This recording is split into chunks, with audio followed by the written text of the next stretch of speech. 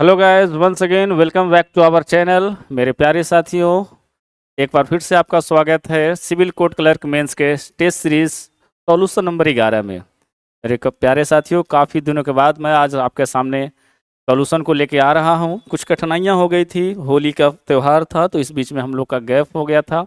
But एक बार फिर से हम लोग सिविल कोड क्लर्क का फेज़ 2 यानी वॉल्यूम 2 सेट प्रैक्टिस लेकर आया हूँ, जिसमें आपको सेट नंबर 11 से लेके 15 तक आपको प्रैक्टिस करवाई जाएगी, जो कि आपका सिविल कोड क्लर्क रीडर के तौर पे होगा। 11 से 15 जो आपका सेट नंबर होगा वो बिल्कुल आपका कोड रीडर का जो पैटर्न था उस पे होगा। और यह आपका जो टेस्ट सीरीज है फेज़ 2 का, वो 5 अप्रैल तक ख़त्म हो जाएगा। अगर आप किसी व्यक्ति को नहीं पता हो कि टेस्ट का डेट क्या है, टेस्ट का टाइमिंग क्या है, तो वीडियो के नीचे डिस्क्रिप्शन में दिए गए टेलीग्राम लिंक पे जाके आप टेलीग्राम चैनल को ज्वाइन कर लें। वहाँ पे सारी इन्फॉर्मेशन आपको दे दी गई है। चलिए हम लोग आज का सेशन का स्टार्ट करते हैं। लेकिन सेशन स्टार्ट करने से पहले एक मुझे आज शायरी बोलने का मन कर दिया आप लोगों के लिए। कहा जा रहा है कि मेहनत के दिए जलाए जा, सफलता के परचम लहराए जा, सुख दुख तो जीवन में आते ही रहेंगे, तो जीवन को आगे बढ़ाए जा। ठीक है, चलिए तमाम इन सारी बातों के बाद आज हम लोग फिर से शुरुआत करेंगे टेस्ट में, जो होगा मैथ का क्वेश्चन। और कह रहा है कि 2 अंकीय संख्या में इकाई अंक दहाई अंक से 2 अधिक है और दी गई संख्या और अंकों का योग गुणनफल जो है वो 460 के बराबर है, तो संख्या क्या है। अच्छा, इस प्रकार के सवाल में हमें करना क्या होता है। देखो, बाय द प्रोसेस से चलेंगे तो थोड़ा सा ये आपका जो कैलकुलेशन है वो लंबा हो जाएगा। अगर एग्जामिनेशन के दृष्टिकोण से हम लोग इसको देखें तो सबसे बड़ा आसान सा तरीका है कि बाई ऑप्शन मेथड से आप जाएं और ऑप्शन को वैल्यू जिस तरह से क्वेश्चन कह रहा है अगर पुट करके देखें, अगर आ जाती है तो अच्छी है, फिर वरना जो आपका लॉन्ग प्रोसेस होगा उससे हम लोग चलेंगे। तो कहता है कि 2 अंकों की संख्या है। कितने अंकों की संख्या है? 2 अंकों की संख्या है। और कहा जा रहा है कि इकाई अंक जो है वो दहाई अंक से कितना है? 2 अधिक है। यानी मान लीजिए कि कोई संख्या है, जैसे मैं ले लेता हूँ 57। ठीक है, तो इकाई अंक मेरा क्या हो गया? 7 हो गया। दहाई अंक मेरा कितना हो गया? 5 हो गया। तो यहाँ पे आपको दिख रहा है कि इकाई अंक जो है कितना है? दहाई अंक से 2 अधिक है। तो बिल्कुल सेम वैसा ही है। कह रहा है कि दी गई संख्या और उनके अंकों का योग का गुणनफल जो है 460 है। यानी मान लिया जाए कि इसके अंकों का योग, जैसे मान लिया जाए यहाँ पे 57 संख्या है और इसको हम लोगों ने जोड़ा तो 5 + 7 कितना हो जाएगा? 12।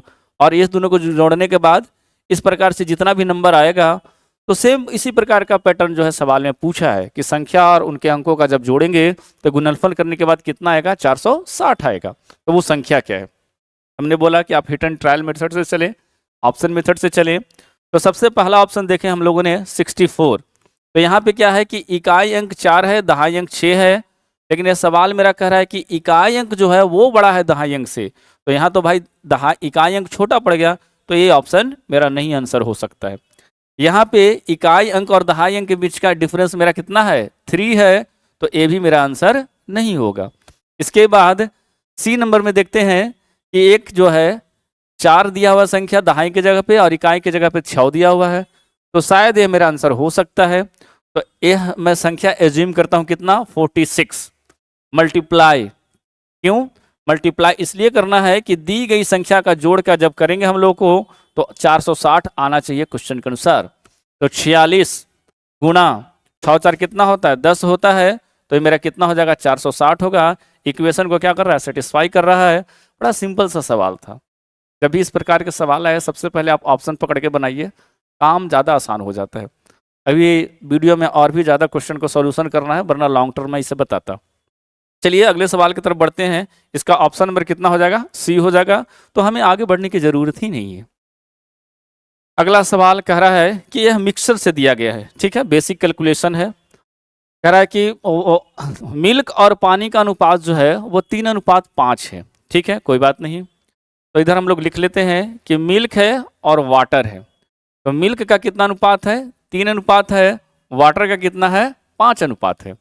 तो कहता है कि कुछ दूध मिलाया जाता है तो फिर जो अनुपात है वो कितना हो जाता है? 5:4 होता है। यानी मिल्क के साइड हम लिख रहे हैं कि कुछ हम लोगों ने ऐड किया, तो रेशियो कितना हो गया? 5:4 हो गया। कहता है कि फिर 15 लीटर पानी मिलाया जाता है तो अनुपात जो है वो 5:7 हो जाता है। तो जोड़े गए दूध की मात्रा ज्ञात कीजिए। तो वाटर तो इस साइड है, तो अगला बार हम लोग वाटर कितना ऐड किए 15, तो रेशियो जो हो गया मेरा कितना हो गया, रेशियो हो गया 5:7 हो गया। ठीक है, अब देखिए यहाँ पे जो हम लोगों ने मिल्क ऐड किया है यही हमसे पूछा जा रहा है। यहाँ पे मिल्क ऐड किए तो रेशियो इतना हो गया, जब वाटर ऐड किए तो रेशियो इतना हो गया। तो इस प्रकार के सवाल को हमें बनाना कैसे है, तो सबसे पहले नीचे से हम लोग चलेंगे जहाँ पे आपका कहीं ना कहीं रेशियो आपको बराबर दिखेगा। क्योंकि जब यहाँ पे सिर्फ पानी ऐड किया था तो मिल्क वाला रेशियो क्या था, बराबर था मेरा 5:5 है। लेकिन यहाँ पे जो डिफरेंस है मेरे कितना 4 और 7 का है ना, तो बचा कितना मेरा 3, यानी 3 यूनिट किसके बराबर है 15 के बराबर। तो 1 यूनिट मेरा कितना हो जाएगा 5 के बराबर हो जाएगा। ठीक है, और जब 5 के बराबर हो गया तो इसका वैल्यू कितना हो जाएगा मेरा 4×5 = 20 हो जाएगा। ठीक है, और ये मेरा 7×5 कितना हो जाएगा 35 हो जाएगा, ये 15 लीटर ऐड किया गया। तो इस हिसाब से यहाँ पे मिल्क कितना हो जाएगा 5 से गुना होगा तो यह मेरा 25 हो जाएगा।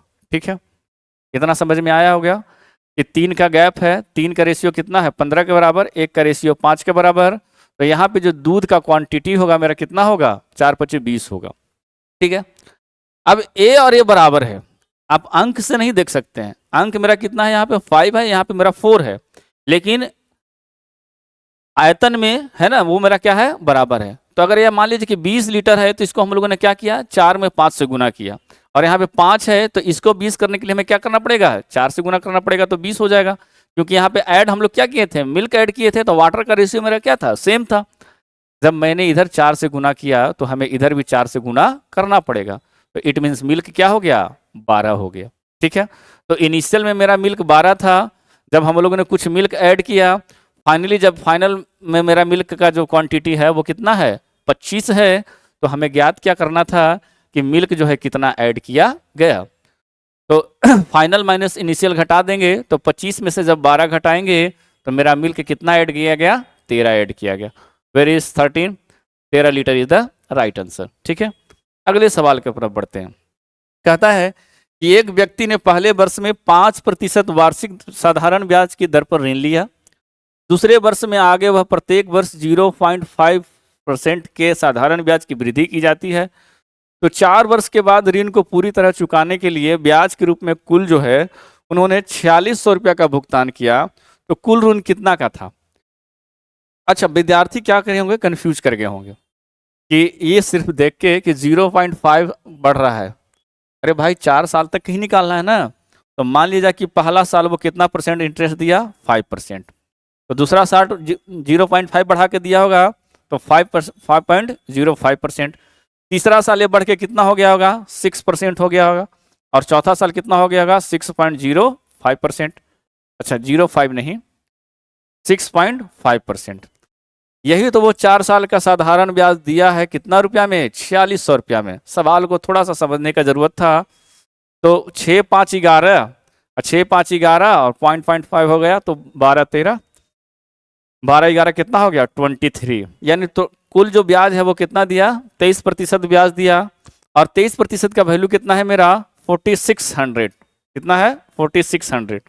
जब 23% का 4600 है तो एक का कितना हो जाएगा 200 हो जाएगा, और अपने आप में अमाउंट कितना होता है 100%। तो कहने का मतलब कि इसमें हम लोग 100 से गुना कर देंगे तो आंसर मेरा कितना हो जाएगा 20,000 हो जाएगा। चलिए, तो आंसर मेरा क्या हो गया 20,000। ठीक है, नेक्स्ट क्वेश्चन की तरफ बढ़ते हैं। कह रहा है कि एक निश्चित धनराशि पर 2 वर्षों के लिए 8% वार्षिक ब्याज की साधारण ब्याज और चक्रवृद्धि ब्याज के बीच का अंतर 56 रुपीज है, तो वह धनराशि ज्ञात कीजिए। इस प्रकार के सवाल आपको देखने को मिल सकता है, क्योंकि टॉपिक में मतलब सिलेबस में आपका साधारण ब्याज दिया हुआ है, और जो भी सेट में क्वेश्चन आते हैं अकॉर्डिंग टू सिलेबस आते हैं। एक विद्यार्थी का आज मैंने कमेंट देखा, वो थोड़े से खफा है कि सर आप लोग कंटिन्यू क्यों नहीं रख पाते हैं। हमारी टेस्ट सीरीज ही स्टार्ट हुई थी 27 जनवरी को, आगे फेस्टिवल आ गया सरस्वती पूजा। तो सरस्वती की पूजा के बाद खुला तो थोड़ा सा कोई पर्सनल मैटर जैसे घर का हो या फिर भारती सर के मतलब कोई डेथ कर गए, इसके बाद आ गया होली, तो कंटिन्यू हम लोग का जो 3 बार जो सिलसिला है वो मतलब रुका। तो अच्छी चीज़ों को जब शुरुआत होती है ना तो थोड़ा बहुत शुरू में तकलीफ देती है। जैसे आप घर का जब निर्माण करिएगा तो किस तरह से करना है वो बार बार आपको सताएगा, यहाँ पे क्या दूँ, यहाँ पे क्या दूँ, यहाँ पे कैसे करूँ। लेकिन जब एक बार घर बन जाता है तो लोग बोलते हैं कि थोड़ा टाइम लगा लेकिन घर अच्छा बना। तो मुझे भी क्या करना पड़ता है, अकॉर्डिंग टू सिलेबस क्वेश्चन बनाने के लिए थोड़ा टाइम लगता है। और मैंने जो प्रॉमिस किया है वो बिल्कुल सारे मैं कराऊंगा। मैंने आपको प्रॉमिस किया है जैसे 3 वॉल्यूम में मैं प्रैक्टिस करवाऊंगा। वॉल्यूम 1 आपका हो चुका है 10 सेट, और आपको 5 अप्रैल से पहले वॉल्यूम 1 और वॉल्यूम 2, 5 अप्रैल तक वॉल्यूम 1 और वॉल्यूम 2 दोनों का सॉल्यूशन मैं अपलोड कर दूंगा वीडियो। तो वॉल्यूम 1 में मेरा 10 सेट हुआ, जिसमें 5 सेट में मैंने क्या करता था, पैसेज देता था इंग्लिश में तो हिंदी में संक्षेपण, और हिंदी में पैसेज दे दिया तो इंग्लिश में संक्षेपण दे दिया, प्रिसाइज दे दिया। यह जो आपका 11 नंबर से 15 नंबर तक जो टेस्ट चल रहा है यह आपका कोर्ट रीडर के अनुसार चल रहा है। कोर्ट रीडर का जो मेंस एग्जाम हुआ उसके अनुसार 16 से जो 20 चलेगा, आपको 2016 में जो भी एग्जामिनेशन हुआ है उसके पैटर्न के आधार पर चलेगा।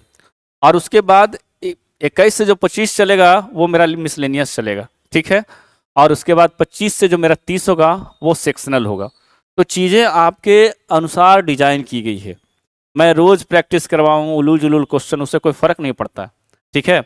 तो क्या है कि वॉल्यूम 1, वॉल्यूम 2, वॉल्यूम 3 कर लीजिए। कंटेंट आपका प्लेलिस्ट चैनल पे बना हुआ है, एसे का, लेटर का आएगा, है ना। बाद में मैं सेक्शनल कुछ कुछ पढ़ाते रहूँगा। तो अभी थोड़ा रिजल्ट भी नहीं आया, हर ज़्यादा पैनिक होने की ज़रूरत नहीं है। थोड़ा कम पढ़ें लेकिन जेन्युइन पढ़ें, ऑथेंटिक पढ़ें, जिससे आपको फ़ायदा हो, ठीक है। अब मैं कहीं से भी क्वेश्चन उठा के दे दूँ तो आपको भी लगेगा कि क्या मतलब कुछ भी करवाया जा रहा है। तो थोड़ा सा मुझे भी समय दीजिए, हालांकि थोड़ा कहीं लेट सेट हुआ हूँ तो उनके लिए मैं माफ़ी चाहता हूँ। चलिए मूल विषय वस्तु पे आते हैं। कहता है कि एक धनराशि जो है 2 वर्षों के लिए 8% पर साधारण ब्याज और चक्रवृद्धि ब्याज के बीच का अंतर कितना है, 56। तो वह धनराशि ज्ञात करें। अच्छा, सिंपल सा तरीका है 2 वर्षों के लिए, ठीक है, कि जो अंतर होगा, ठीक है, अंतर जो होगा वो क्या होता है कि प्रिंसिपल इंटू जो रेट होगा मेरा बटा 100 का क्या हो जाएगा, स्क्वायर हो जाएगा, ठीक है। इतना आप कर लीजिए। 3 साल का भी फॉर्मूला होता है, वही मैं क्वेश्चन डालूंगा, है ना।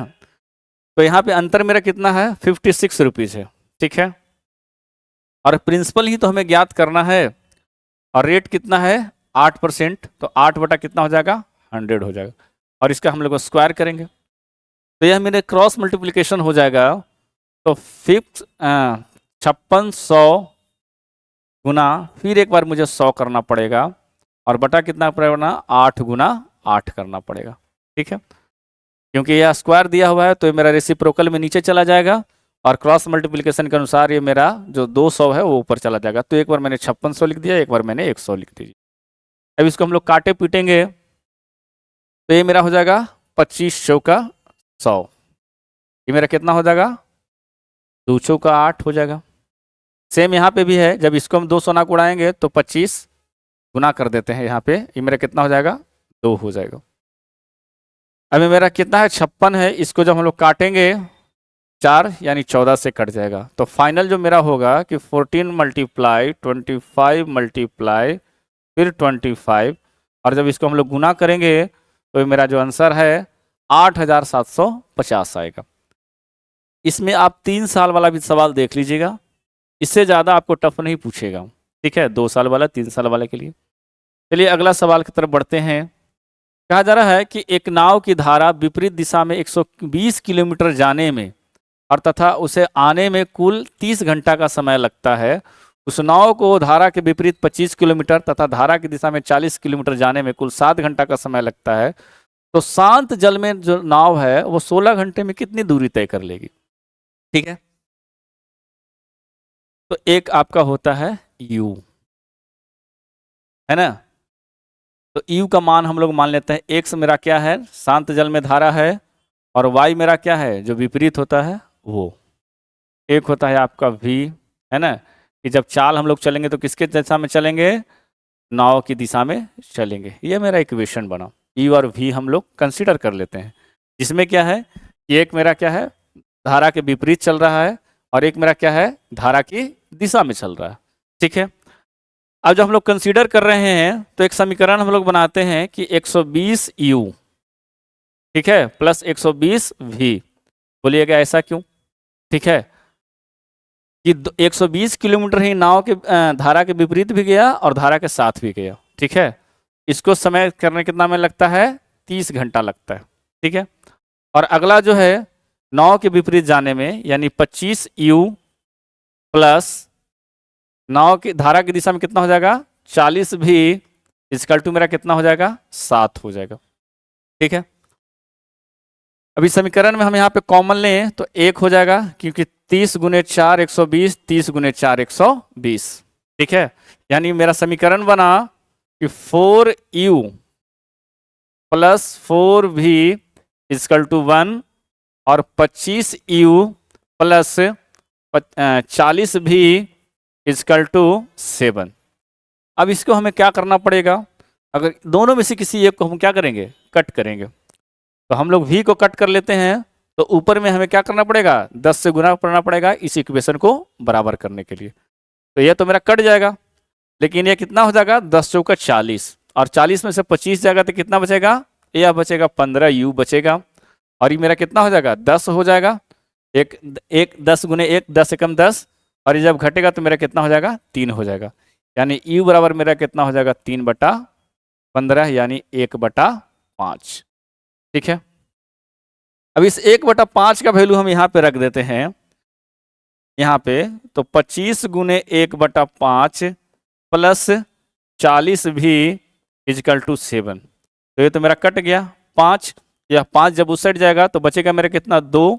तो 40 भी इक्वल टू मेरा 2 हो गया, भी बराबर कितना हो गया, 1/20 हो गया। ठीक है, तो u का मान हम लोगों ने निकाला कितना, 1/5, और v का मान मैंने कितना निकाला, 1/20।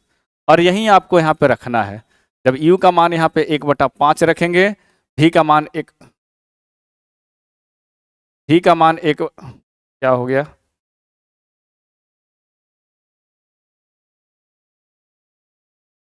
v का मान हम लोग क्या रखेंगे, 1/20 रखेंगे। अच्छा, ये मेरा कॉर्नर को कंसीडर कर ले रहा है।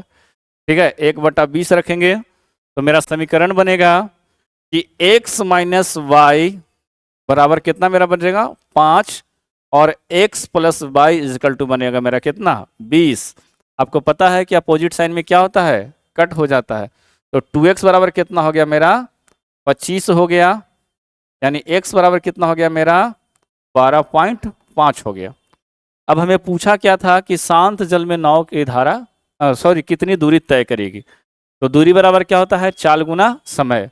समय आपको 16 घंटा दिया हुआ है, और शांत जल हम लोग क्या माने थे, इसका चाल जो है x माने थे, और x का मान कितना आया, 12.5 आया। तो 12.5 गुना जब हम लोग 16 करेंगे तो यह मेरा आ जाएगा 16 12 180, या फिर इतना 200 आ जाएगा। कितना आएगा आंसर, 200। इसका जो आंसर होगा मेरा कितना होगा, 200 किलोमीटर होगा। ठीक है, अगले सवाल के प्रति बढ़ते हैं, है ना। अच्छा सवाल है कि ए और बी किसी काम को मिलकर डी दिनों में करते हैं। अकेले कार्य करते हुए ए को डी प्लस 16 दिन का टाइम लगता है, और बी को इसे पूरा करने में डी प्लस 36 दिन का टाइम लगता है। अगर ए 28 दिनों तक काम करता है तो बी अकेले इस काम को कितने दिन में समाप्त करेगा। मसला कोई बड़ा नहीं है, मसला है कि यह डी का मान कैसे निकालें। मैंने सवाल ही इसीलिए दिया है कि डी का वैल्यू कैसे फाइंड किया जाएगा, कोई बड़ी बात नहीं है। यहाँ पे कितना दिन कर रहा है, 16, और यहाँ पे कितना दिन कर रहा है, 36। तो कुछ नहीं करना है, तो डी निकालने के लिए हमें ये 16 गुने 36 कर देंगे। तो आपको तो पता है कि दोनों स्क्वायर रूट है, एक को बाहर निकालेंगे तो 4 हो जाएगा, जब दूसरा को बाहर निकालेंगे कितना नंबर हो जाएगा, 6 हो जाएगा। यानी डी का वैल्यू कितना आएगा, 24। कैसे हम लोगों ने निकाला कि जो भी दिन दिया रहे, एक्स दिया रहे, एक्स में 14 ज़्यादा रहे, फिर कोई काम करे तो 20 ज़्यादा रहे, तो उसी को पकड़ के दोनों को रूट में लिख देना है। ठीक है, और रूट से जो मेरा बाहर आएगा उसका क्या हो जाएगा, एप्रोप्रिएट आंसर हो जाएगा। अब हमें जब ए का यहाँ पे मान निकालेंगे कि ए जो है डी प्लस 16 दिन, तो ए बराबर मेरा कितना हो जाएगा, 24 प्लस 16 यानी 40 दिन में काम करता है। और बी जो है मेरा कितना दिन में काम करेगा, कि d प्लस 36, तो 24 और 36 मेरा कितना हो जाएगा, 3, 2, 5, 6, 4, 10, 60 दिन। और जब दोनों का एलसीएम लेंगे तो कितना आएगा मेरा, 120 दिन आएगा। तो 20 दिन आएगा तो इसकी कैपेसिटी कितनी होगी, 3 होगी, 40 दिया 120, और इसका कितना होगा, 2 होगा। ठीक है, तो यानी इनकी जो ए की जो क्षमता है वो कितना है, 3 दिन है, और बी की जो क्षमता है वो मतलब 2 यूनिट के बराबर है। अब ए ने काम कंप्लीट कर दिया, कितना दिन, 28 दिन। तो 120 टोटल मेरा काम है, तो उसमें से 28 दिन में घटा दूंगा। तो 28 गुने 3, 8 तियारी 24, और 3 दूनी 6 और 2 8। ठीक है, तो इसमें से जब हम लोग घटाएंगे कितना, 84 घटाएंगे तो 6 4 10, 8 3 11 1 12, यानी 36 होगा। तो रिमेनिंग वर्क मेरा कितना है, 36, और उसको कंप्लीट कौन किया, तो बी किया। तो बी की इफिशिएंसी कितनी है, 2। तो 2 से भागा दे देंगे यहाँ पे, तो कटेगा तो 18, यानी जो रिमेनिंग मेरा वर्क जो है वो बी खत्म करेगा कितना दिन में, 18 दिन में। क्वेश्चन का देने का पर्पस यही था कि अगर आपको इस तरह का कहीं सवाल दे दे, छोड़ना नहीं है। ठीक है, तो 18 मेरा कहाँ पे है, यहाँ पे है। चलो भाई,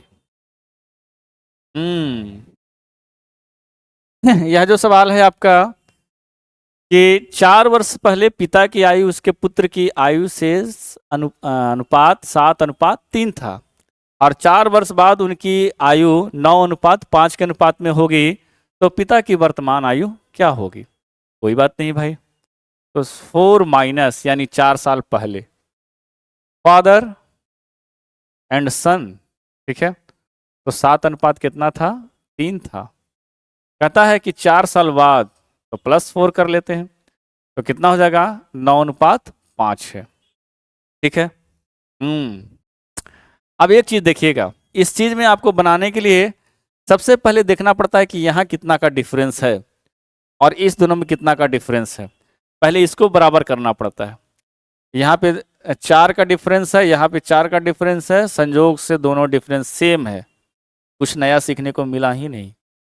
कोई बात नहीं है, अगला सब सेट होगा तो उसमें डाल देंगे बढ़िया क्वेश्चन। तो जब ये मेरा रेशियो सेम है, तो फिर इधर से देखा जाता है कि 7 और 9 के बीच में रेशियो कितना का, 2 का, और यह -4 और +4। यहाँ पे मैथ वाला दिमाग नहीं लगाना है, यानी 4 साल पहले 4 साल बाद, तो टोटल कितना साल, 8 साल। तो क्या हो जाएगा मेरा, ये 8। तो 8 जो मेरा वैल्यू है वो कितना यूनिट का है, 2 यूनिट का है। तो 1 यूनिट का वैल्यू मेरा कितना हो जाएगा, 4 हो जाएगा। अब हमें जो पूछे वो निकालेंगे। ठीक है, तो क्या पूछा है भाई साहब कि पिता की वर्तमान आयु क्या होगी। तो भाई 4 साल पहले ही मान लो, 4 गुने 7 करेंगे तो कितना, 28। ये 4 साल पहले था ना, अभी वर्तमान में क्या करना पड़ेगा, 4 साल जोड़ना पड़ेगा। तो ये जो मेरा कितना हो जाएगा आंसर, 32 साल हो जाएगा। तो इसका आंसर क्या हो जाएगा, 32। चलिए नेक्स्ट क्वेश्चन की तरफ बढ़ते हैं। कहता है कि यदि किसी भिन्न के अंश को 12% बढ़ा दी जाए तथा उसके हर को 8% की कमी की जाती है, तो उसे नया भिन्न 16/17 प्राप्त होता है। तो मूल भिन्न क्या है। तो मान लिया जाए कि कोई जो भिन्न है वो क्या है, x/y है, और उसको हम लोग 12% से बढ़ा दिए, तो वैल्यू कितना हो गया, 112। ठीक है,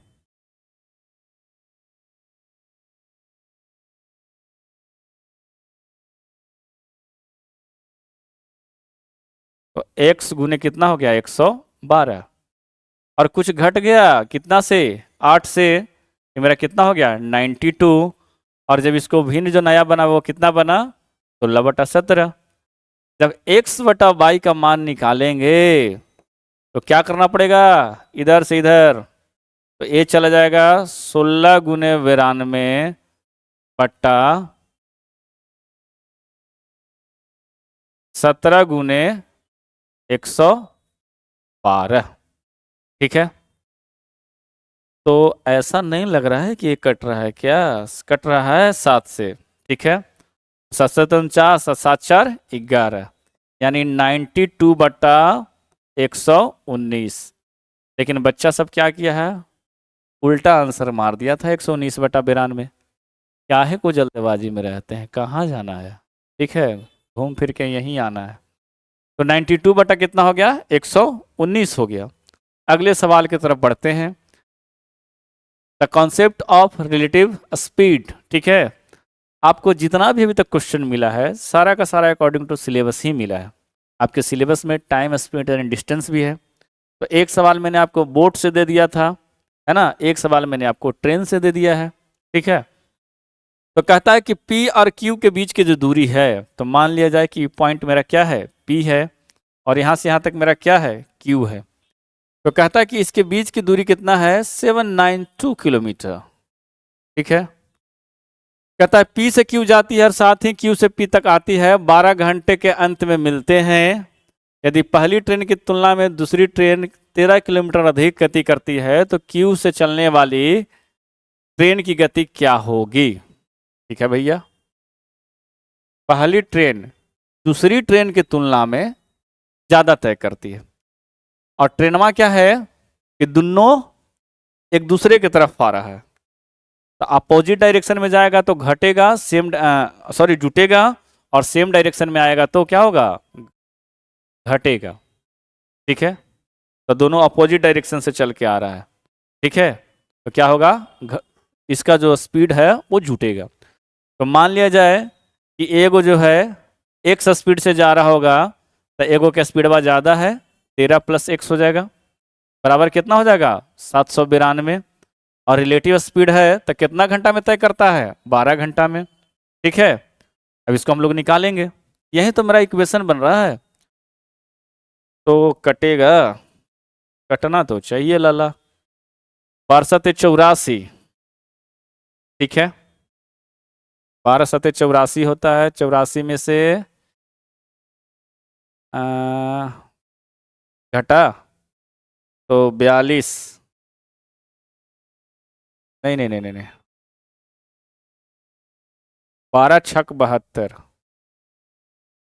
12×6 = 72, और फिर 72, तो हो गया मेरा 792। तो यानी जब ये कटेगा, यानी इक्वेशन मेरा हुआ कि 13 + x + x इस बराबर कितना हो गया, 66 हो गया। तो x जुड़ जाएगा तो कितना होगा, 2x बराबर 6 में से 3 गया 3, और 6 में से 1 गया, कितना बचेगा, 5। तो कटेगा 26 दूनी 52, 26.5 किलोमीटर प्रति घंटा। सवाल को एक स्टेप और आगे बढ़ाना चाहिए था, पूछना चाहिए था कि तेज वाला गति का क्या होगा। चलिए, तो तेज वाला का यहाँ पर ही बढ़ जाता तो ए हो जाता, और धीमा वाला का जो अभी का आंसर ए है, तो अभी वाला आंसर ए है 26.5 किलोमीटर। चलिए आगे, कहता है कि शशि ₹57,000 की दर से 2 वस्तुएं बेचता है, पूरे लेन देन में ना तो हानि होती है ना ही लाभ होता है। यदि एक वस्तु 25% की हानि पे बेची गई तो दूसरी वस्तु कितने प्रतिशत लाभ पे बेची गई। तो बेचा कितना में, 57,000 में, ठीक है। अब पूरे लेन देन में ना तो हुआ हानि ना तो हुआ क्या, लाभ। अगर ए ना भी दिया हुआ था तो कोई फर्क नहीं पड़ता, हमें फर्क नहीं पड़ता जमाना क्या देता है यहाँ पे वैल्यू, ठीक है। तो ये 57,000 क्या है, यूजलेस है। तो पूरे, क्योंकि पूरे लेन देन में ना तो हानि हुआ ना क्या हुआ, लाभ हुआ। एक वस्तु पे क्या हुआ, 25% की हानि हुई, तो 25% की मान लिया जाए कि सीपी निकाल दे दें, और क्या निकाल दें, एसपी निकाल दें, ठीक है, दोनों का रेशियो। तो जब 25% की हानि हुई होगी तो अब 25% कितना होता है, 1/4 होता है। यानी अगर सीपी इसका 4 रहा होगा तो एसपी इसका कितना रहा होगा, 3 रहा होगा। और कितना का लॉस सहा होगा, तो -1 का लॉस सहा होगा। एक वस्तु बेचा तब, दूसरा वस्तु कह रहा है कि कितने प्रतिशत हानि पे बेचा हो, लाभ पे बेचा होगा। तो कोई बात नहीं भैया, बनाए लेते हैं, एसपी और क्या हो गया, सीपी हो गया। तो कहता है कि सीपी तो दोनों में बराबरे है, क्या है कि दो जो वस्तु बेचता है दोनों किस पे बेचता है, बेचने का मतलब ही होता है क्या, एसपी, सीपी बोल रहे हैं बोला, एसपी। तो एसपी जहां ये होगा यहाँ पे ई भी होगा, लेकिन यहाँ पे क्या है, लाभ पे है। तो लाभ हम लोग कैसे निकालते हैं, ठीक है। यह जो मेरा जो डिफरेंस है एक का, तो यहाँ अगर हम एक ऐड करेंगे ठीक है, इसमें एसपी में मेरा ऐड हो चुका है। तो यह जो +1 जो है, हम लोगों ने इक्वेशन को बराबर किया यहाँ से यहाँ, यानी सीपी मेरा कितना रहा होगा, 2 रहा होगा, तब ना जाके एसपी मेरा कितना हुआ, 3 रहा। और +1 का प्रॉफिट रहा, यहाँ +1 का क्या था, सॉरी -1 का क्या था, हानि था। तो अब बोल रहा है कि कितना प्रतिशत हमें प्रॉफिट पर बेचा गया, तो लाभ कितना का, 1 का, सीपी कितना का, 2 का, परसेंटेज का मतलब क्या, 100, तो ये कटेगा तो 50, तो यानी 50% का क्या हुआ, मेरा लाभ हुआ। ठीक है, चलिए अगला सवाल। अच्छा, 10 का 10 मैथ खत्म हो गया। कह रहा है कि माइक्रोसॉफ्ट वर्ड में फुट नोट विकल्प टैब के अंतर्गत समूहीकृत होता है। तो माइक्रोसॉफ्ट वर्ड 2007, ठीक है, इसमें क्या है, 7 रिबन में टैब दिए होते हैं, जिसमें रेफरेंस एक ऐसा टैब है जहां पे आपको, है ना, फुट नोट का क्या मिलता है, ऑप्शन मिलता है। ठीक है, कहता है कि किसी एप्लीकेशन से कॉपी किए गए डेटा को किसमें संग्रहित किया जाता है। तो मान लिया जाए कि यह MS वर्ड का क्या है, जिसमें आप टाइप कर रहे हैं, तो लेफ्ट साइड में क्लिप बोर्ड होता है, जो बातिया आपको बार बार टाइप करना होगा उसको आप उठा के यहाँ रख दीजिए। ठीक है, और नहीं तो क्या करते हैं हम लोग, प्रीवियस डॉक्यूमेंट में जाकर खोजते हैं, वहाँ से कॉपी करते हैं, वहाँ से लाते हैं, फिर यहाँ पेस्ट करते हैं। लेकिन हम लोग क्या करते हैं, क्लिप बोर्ड का ऑप्शन आता है एप्लीकेशन में, और वहीं से हम लोग क्या करते हैं, उठा के लिख देते हैं। तो यहाँ क्या आंसर होगा, क्लिप बोर्ड। कहता है कि एक्सेल में विंडो को 2 भागों में बांटना, बांटने के लिए हम लोग क्या करते हैं, किस प्रकार के मेनू विकल्प का प्रयोग किया जाता है। तो यहाँ पे व्यू होगा, विंडोज होगा, स्प्लिट होगा। ठीक है, व्यू में जाना पड़ेगा पहले, फिर विंडो में, फिर क्या पढ़ना पड़ेगा, स्प्लिट करना पड़ेगा। कहता है कि नेटवर्क में ब्रिज का क्या उपयोग है। ठीक है, तो ब्रिज इसका पूछ रहा है नेटवर्क में, तो इसका होगा टू कनेक्ट लैन्स। ठीक है, लैन को कनेक्ट करने के लिए। कहता है कि विंडोज साउंड फाइल का एक्सटेंशन क्या है। ठीक है, साउंड वेव। ठीक है, तो यहां से क्या होगा, ये वाला हो जाएगा मेरा .wav। अगला कहता है कि प्राइमरी मेमोरी कहाँ पे स्थित होती है। आप हमें 2-4 जो है कमेंट बॉक्स में जवाब छोड़ दीजिए कि प्राइमरी मेमोरी के एग्जाम्पल कौन कौन है। ठीक है, तो कहता है कि प्राइमरी मेमोरी जो होता है वो मदरबोर्ड पे स्थित होता है। कहाँ पे स्थित होता है, मदरबोर्ड पे। कहता है कि MS वर्ड में रिप्लेस का शॉर्टकट क्या है। सवाल में आपको हमेशा वो देते रहेगा, क्या, शॉर्टकट की देते रहेगा। ठीक है, फुल फॉर्म देता रहेगा। तो शॉर्टकट की पढ़ते रहिए, MS वर्ड से पढ़िए, MS एक्सेल से पढ़िए, पावर पॉइंट से पढ़िए, यहीं सबसे आपका सवाल छूटेगा। बाकी थोड़ा थोड़ा तो आप सब कुछ याद कर लिए। इसमें कंट्रोल प्लस क्या होगा, H होगा। ठीक है, कहता है कि निम्नलिखित में कौन सा भंडारण का सबसे छोटा माप है। तो सबसे भंडारण का छोटा माप है वाइट। कहता है कि जावा का आविष्कार किसने किया। तो जावा का आविष्कार किया जेम्स ए गॉसलिंग ने। ठीक है, कहता है कि डेसिमल कोड में कितने बीट होते हैं। यहाँ पे बच्चा ना सवाल में सारे के सारे क्लीन वर्ल्ड हो गए। ठीक है, और वही फुल टॉस बॉल पे, क्योंकि उन्होंने देखा हेक्साडेसिमल रिलेटेड टू 16 और मार के चले गए आगे। लेकिन उनको थोड़े ना पता था कि पूछा गया सवाल बीट में है, और बाइनरी डिजिट में 4 ही बीट होते हैं हेक्साडेसिमल में। तो सही जवाब है 4। ठीक है, आगे बढ़ते हैं। यह रीजनिंग का कुछ सवाल है, वीडियो में अंत तक बने रहें। इसमें आपको मैथ्स, कंप्यूटर, रीजनिंग 30 ऐसे ऑब्जेक्टिव, 5 इंपॉर्टेंट आपका फुल फॉर्म दिया जाएगा कंप्यूटर का, और 15 इंपॉर्टेंट जीके जीएस आएगा। ठीक है, कह रहा है कि कुछ जो डेंटिस्ट हैं, चलिए भाई, डेंटिस्ट जो क्या है, सर्जन है, और कहता है कि सभी सर्जन जो वो क्या है, डॉक्टर हैं। कोई बात नहीं, तो निष्कर्ष निकला कि कुछ डेंटिस्ट डॉक्टर हैं। हाँ भैया, एक दूसरे से तो अटैचमेंट है ही है। कहता है कि कोई सर्जन डॉक्टर डेंटिस्ट नहीं है। ये कैसे है कि, तो एक ही ऑप्शन फॉलो करता है। तो यहाँ पे जो आंसर होगा आपका वर्निकल क्लूज 1 ऑप्शन है ना। नेक्स्ट कहता है कि अगर कोई संख्या 15 से 19 बढ़ गया हो, फिर 19 से कितना बढ़ गया होगा, 35 बढ़ गया हो, 35 से 71 बढ़ गया हो, तो अगला टर्म होगा क्या। ठीक है, तो 15 में ऐसा हम क्या जोड़े हैं कि 19 हो गया है? तो 15 में हम लोग 4 जोड़े हैं, मतलब 2 का स्क्वायर। ठीक है। 19 में हम लोग क्या जोड़े हैं? ये कितना हो गया? 35 हो गया। 16 जोड़े हैं, यानी कितना हो गया? 4 का स्क्वायर। 35 में हम लोग कितना जोड़े हैं कि 71 हो गया। तो 2 4 आ रहा है, तो इस बार कितना किया जाए? 6 किया जाए। 36 जोड़ेंगे तो कितना मेरा आ जाएगा? यानी 6 का स्क्वायर 71 हो जाएगा। इसके बाद मेरा 71 में क्या जोड़ा जाए? 2 का स्क्वायर जुड़ा, 4 का स्क्वायर जुड़ा, तो अगली बार 6 का स्क्वायर के बाद 8 का स्क्वायर जुड़ेगा। तो 71 प्लस 64 है, यानी इक्वल टू 135। इसका जो सही जवाब होगा क्या होगा? 135 होगा।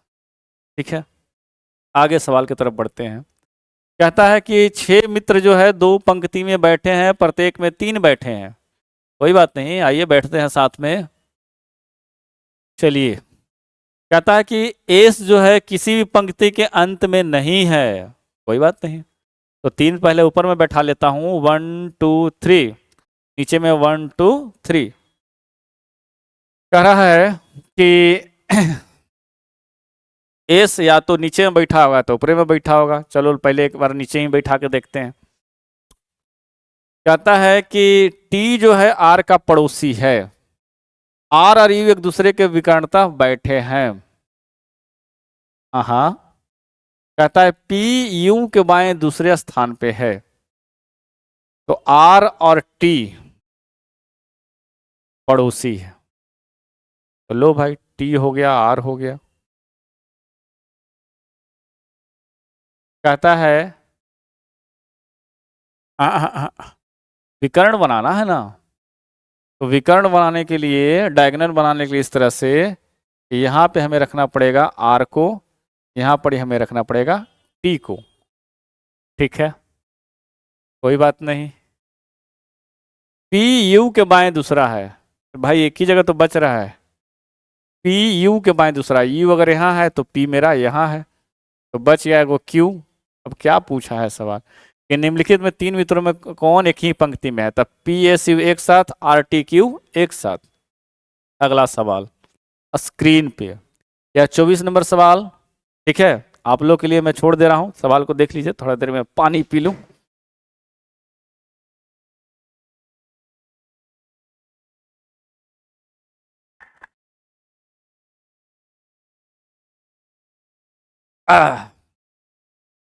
अगली बार से ना एक सवाल मैथ का, एक 2 सवाल रीजनिंग का मैं छोड़ दूंगा। देखते हैं कितने सीरियस लोग हैं जो वीडियो को देखते हैं, है ना, क्योंकि उनका जवाब तो कमेंट बॉक्स में आएगा ना। अगला सवाल है कि 105 और जे जो है वो मेरा कोड किसका है?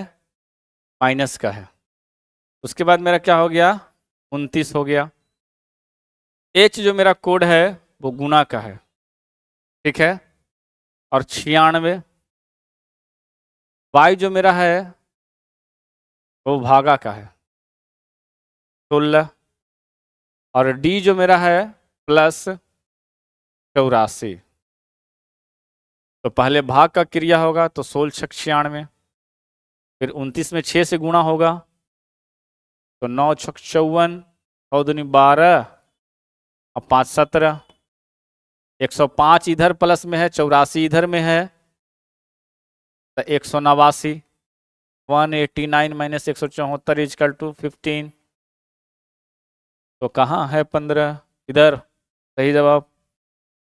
अगला तरफ, यह आपका क्या है? सीटिंग अरेंजमेंट है। इसके पहले भी लगता है मैंने सीटिंग अरेंजमेंट करवाया। 6 शेर जो है उत्तर की ओर, मुख की ओर एक सीधी पंक्ति में बैठा है। चलिए भाई, 1 2 3 4 5 6। ठीक है, आर जो है, अच्छा उत्तर की में बैठा है, मतलब सब उधर की ओर मुंह करके बैठा है, ऊपर में की तरफ। तो आर के बाएं केवल क्यू है। तो मान लिया आर है तो बाएं केवल क्यू है, बस। इसके बाएं तो और कोई रह नहीं सकता। कहता है कि ओ के बाएं स्थान पर दूसरा बैठा है, पी के दाएं स्थान पर एस बैठा है, ओ पंक्ति के अंतिम छोर में बैठा है। तो एक छोर वो अपना लिया, एक छोर ये ले लिया। कहता है कि ओ के बाएं दूसरे स्थान पे एन है, कोई बात नहीं, पहला स्थान ए, दूसरा स्थान ए, एन हो गया। कहता है पी के दाएं दूसरे स्थान पर एस है, अगर पी यहाँ है तो दाएं स्थान पर कौन है, एस है, तो ए हो गया मेरा समीकरण पूरा। अब क्या सवाल पूछा है कि कौन सा शेर एन के निकट से दाएं है, तो एन मेरा यहाँ है, इसका दाहिने कौन है, एस, इसका जो सही जवाब होगा वो क्या होगा, एस होगा। अगले सवाल की तरफ बढ़ते हैं, फिर से सीटिंग अरेंजमेंट आ गया, इसका जवाब ना फिर आप लोग कमेंट बॉक्स में देने का प्रयास करेंगे, ठीक है। 2 सवाल आप लोग के लिए मैंने छोड़ा है, आगे मैं नहीं छोड़ने वाला। कहता है कि एक टैक्सी 7 किलोमीटर दक्षिण, तो चलो भाई नॉर्थ साउथ बना लेते हैं, यह मेरा क्या हो गया, उत्तर हो गया, ये मेरा क्या हो गया, दक्षिण हो गया, ठीक है। ये मेरा पूरब हो गया, ये मेरा क्या हो गया, पश्चिम हो गया, ठीक है। तो कहता है कि वह पहले पूरब की तरफ 5 किलोमीटर जाता, पहले पहले 7 किलोमीटर दक्षिण की तरफ जाता है, तो 7 किलोमीटर, पेन का कलर चेंज करें क्या, चलिए, तो 7 किलोमीटर इधर, इसके बाद है वो पूरब की तरफ 5 किलोमीटर जाती है, तो 5 किलोमीटर इधर, फिर कहता है कि वो उत्तर की ओर 7 किलोमीटर मुड़ जाती है, तो जिधर से आया जिधर ही चला गया, फिर कहती है बाईं ओर 2 किलोमीटर मुड़ती है, तो 2 किलोमीटर इधर। कहता है कि अब टैक्सी स्थिति आरंभ स्थिति से कहाँ है, आरंभ यहाँ से किया था, 5 पूरा लेंथ, 2 इधर कट गया तो 3, यानी 3 किलोमीटर अभी भी क्या है, वो पूरब में है, ठीक है। चलिए, क्या है भैया, इस सवाल तो फ़ॉन्ट रीड नहीं किया,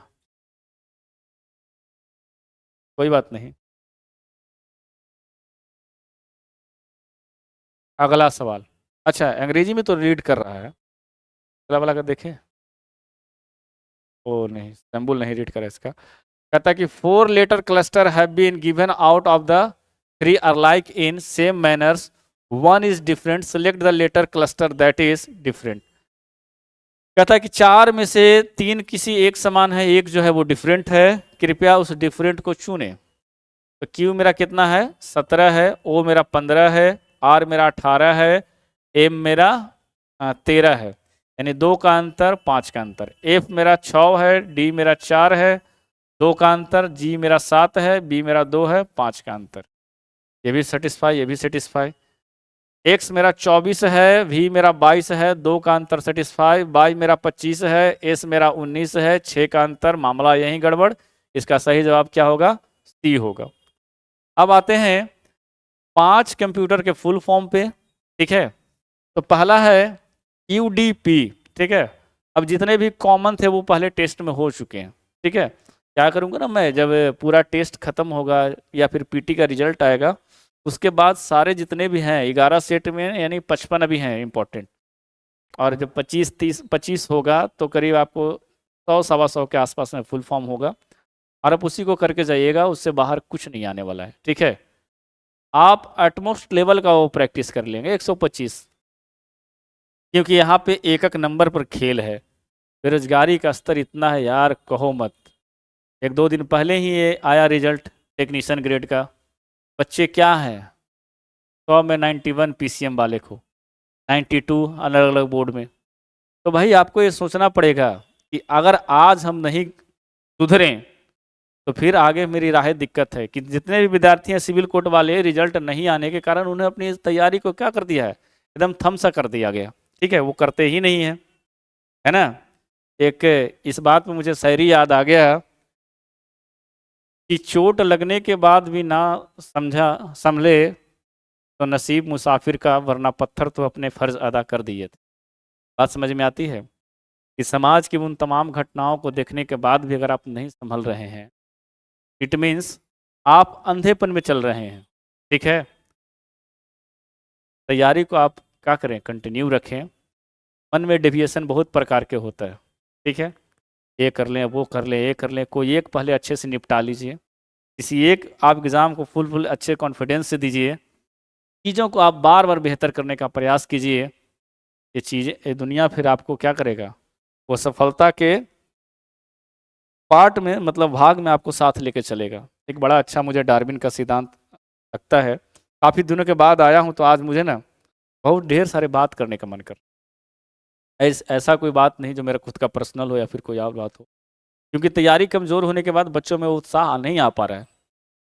कहता है कि डार्विन साहब जब निकले थे खोज पे कि इतना सारा अपार प्रजनन की क्षमताएं हैं जीव में, लेकिन जीव फिर भी क्या है, कांस्टेंट क्यों?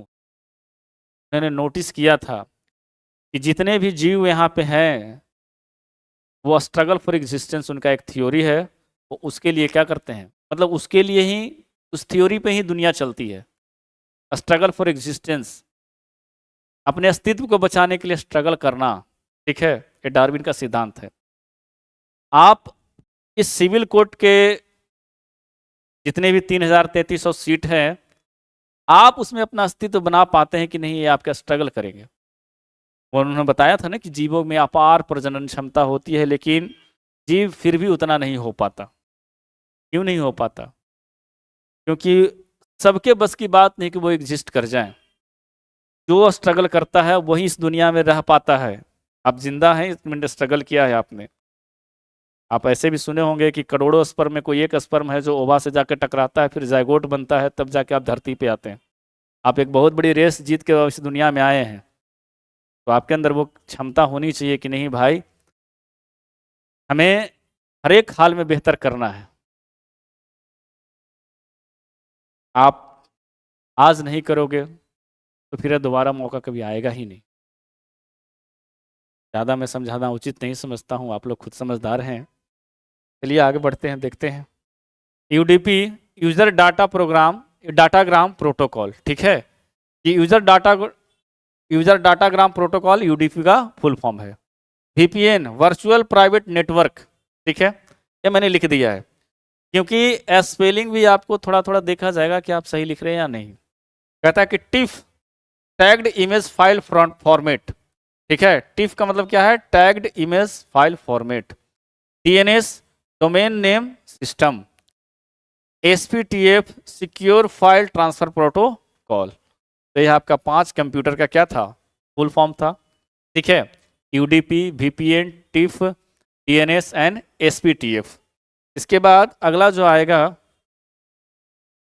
अच्छा ये फॉन्ट रीड नहीं कर पाया है जीके जीएस का, मैं फिर भी कराऊंगा अंग्रेजी के क्वेश्चन पढ़ के, छोड़ूंगा नहीं, ठीक है। तो कह रहा है कि when was Rajiv Gandhi Khel Ratna award named major Dhyanchand खेल रत्न अवार्ड। कहता है यह जो आप ऊपर वाला लाइन देख रहे हैं, कभी कभी क्या होता है ना कि मंगल कुर्ती देव निर्मला युवा के चक्कर में हो ही नहीं पाता, वो छूट गया। कहता है कि when was the Rajiv Gandhi Khel Ratna award named as Major Dhyanchand. तो यह 6 अगस्त 2021 को है ना, यह जो अवार्ड है पहले राजीव गांधी खेल रत्न अवार्ड के नाम से जाना जाता था, लेकिन मेजर ध्यानचंद के सम्मान में यह इनका नाम चेंज कर दिया गया 6 अगस्त 2021 को। मेजर ध्यानचंद को विजार्ड के रूप में जाना जाता है, जिन्होंने 1928, 32 और 36 के जब हॉकी में हम लोग गोल्ड मेडल जीते थे, तो वो इस टीम का हिस्सा थे। और 29 अगस्त को उन्हीं के जन्मदिन दिवस पे हम लोग क्या करते हैं, 29 अगस्त को हम लोग क्या करते हैं, राष्ट्रीय खेल दिवस मनाते हैं। कहता है कि आत्मसभा का, आत्मीय सभा 1814 में जो फाउंड किया गया वो किनके द्वारा किया गया था, तो राजा राम मोहन राय के द्वारा किया गया था। किनके द्वारा किया गया था, राजा राम मोहन राय, भारतीय पुनर्जागरण के पिता के रूप में है। यही 1814 वाला जो आत्मीय सभा है 1828 में जाके ब्रह्म समाज बन जाता है, ठीक है। कहता है कि under each of the Pala kings the Vikramshila university in 8th century was founded. कहता है कि पाल वंश के अंतर्गत कौन ऐसा था जिन्होंने विक्रमशिला विश्वविद्यालय का स्थापना कराया, तो वो थे धर्मपाल। कौन थे, धर्मपाल, ठीक है। यह आपका भागलपुर वाला क्षेत्र में पड़ता है विक्रमशिला। कहता है कि part 4A Indian constitution was inserted in Indian constitution through the constitutional amendment act. कहता है जब हमारा संविधान का जब स्थापना हुआ था तो उसमें मूल कर्तव्य मात्र 10 था, लेकिन एक कर्तव्य जो है बाद में, कर्तव्य नंबर 11, 42वां संविधान संशोधन 1976 स्वर्णन समिति के अनुसार इसको क्या किया गया था, ऐड किया गया था। तो 42वां संविधान संशोधन कब हुआ था, 1976 में हुआ, ठीक है। और कह रहा है कि सिद्धू और कान्हू कौन से ट्राइबल थे, मतलब कहते हैं कि रेबेलियन का विद्रोह का हिस्सा थे? तो संथाल विद्रोह का। किसका? संथाल विद्रोह का। ठीक है, कि संथाल विद्रोह का क्या थे? वो हिस्सा थे। संथाल विद्रोह का हुल विद्रोह के नाम से भी जाना जाता है। संथाल विद्रोह में 4 भाई थे, सिंधु, कान्हू, चांद और भैरव। कहता है कि Herald Domar model was the main idea behind the 5 year plan. कहता है ये 5 ईयर प्लान लिया कहाँ से गया? ये 5 ईयर प्लान रसिया से लिया गया। और पहला जो 5 ईयर प्लान चला था 1951 से लेकर 1956 तक चला था। और ये 2 व्यक्ति हैं, यहाँ पे हेराल्ड डोमर लिखा होगा तो व्यक्ति सोचते होंगे कि क्या है, दोनों एक ही व्यक्ति हैं। एक हेराल्ड अलग थे और डोमर अलग थे, जिन्होंने एक प्रणाली को विकसित किया था कि बचत बटा अगर हम लोग उत्पादन करेंगे तो इस अनुसार से चलेंगे तो हम शायद बेनिफिट में हो। तो वह 1951 से 1956 जो है पहला जो पंचवर्षीय योजना था 5 ईयर प्लान, वो किसके था? हेराल्ड एंड डोमर मॉडल पे थे। हम लोग कहाँ से लिए थे इसको? रसिया से लिए थे। कहता under which of the following acts board of the control was establish in England to and supervise the demonstration of British India. कहता है कि भारत के जितने भी, देखिए 1757 के प्लासी के युद्ध के बाद, ठीक है, धीरे धीरे अंग्रेजों ने क्या किया, पूरे भारत में कब्जा जमाता गया। फिर बक्सर का युद्ध हुआ, बक्सर के युद्ध के बाद तो एकदम पूरा सब कुछ हाथ से निकल ही गया। तो जितने भी क्षेत्र थे भारत में जो अंग्रेजों के द्वारा डोमिनियन किया गया था, उसको कब्जाया गया था, उस पर खास अधिपत्य जमाने के लिए उन्होंने एक बिल को पास किया था, पिट्स एट इंडिया एक्ट 1784 में। ठीक है, तो पिट्स इंडिया एक्ट होगा। कहता है कि find out white silver chloride turns grey इन सनलाइट। कहता है कि सनलाइट जो है के द्वारा जो सिल्वर क्लोराइड है वो क्यों धूसर हो जाता है, ग्रे हो जाता है। तो कहता है कि जो सिल्वर क्लोराइड है वो अपघटन के कारण हो जाता है, अपघटन के कारण हो जाता है। ठीक है, अगला सवाल है कि which number is called Avogadro number. तो एवोगाड्रो नंबर है 6.022 गुने 10 टू द पावर 23। ठीक है, इसको हम लोग क्या करते हैं, एवोगाड्रो नंबर बोलते हैं। The daroga system in 1792 was introduce by the whom among the following empire in India. तो कहता है कि 1792 में किसके द्वारा दरोगा प्रणाली विकसित किया गया था? तो वो व्यक्ति था लॉर्ड कॉर्नवालिस। कौन थे? लॉर्ड कॉर्नवालिस थे। ठीक है, और इन्होंने क्या किया था? सिविल कोड लाया था, तो ढेर सारा लाया था। कहता है कि which of the Indian politics was called as Loknayak. इनका जो सही जवाब है जयप्रकाश नारायण। ठीक है, जयप्रकाश नारायण। कहता है वेन वाज द राष्ट्रीय Swasthya Bima Yojana introduce in provide to insure major people below the poverty line. 2008 का जो सही जवाब होगा क्या होगा? 2008 होगा। अगला सवाल कहता है कि what is the name of recently launch autobiographic Nobel literature Kailash Satyarthi. Kailash Satyarthi जो नोबेल पुरस्कार विजेता हैं, जिन्होंने हाल ही में एक अपनी बुक को लॉन्च किया था जिसका नाम है दिया सलाई। आपका 3 क्वेश्चन करंट अफेयर से भी रहता है, तो दिया सलाई। कहता है कि which national park in Madhya Pradesh has been designed as 50th tiger reserve. वो है माधव राष्ट्रीय उद्यान। ठीक है, माधव राष्ट्रीय उद्यान। ठीक है, माधव राष्ट्रीय उद्यान। कहता है कि which of the theme of the world sustainable development summit 2025। तो उसका जो है सतत विकास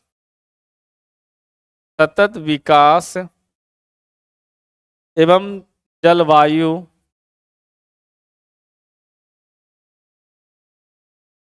जलवायु में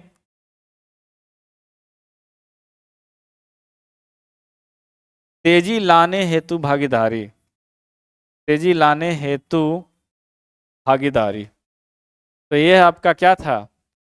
10 मैथ, 10 रीजनिंग, 10 कंप्यूटर, 5 कंप्यूटर का फुल फॉर्म, 15 जीके जीएस। ये हिंदी वाला फ़ॉन्ट रीड नहीं कर पाया, मुझे इस बात का अफसोस है।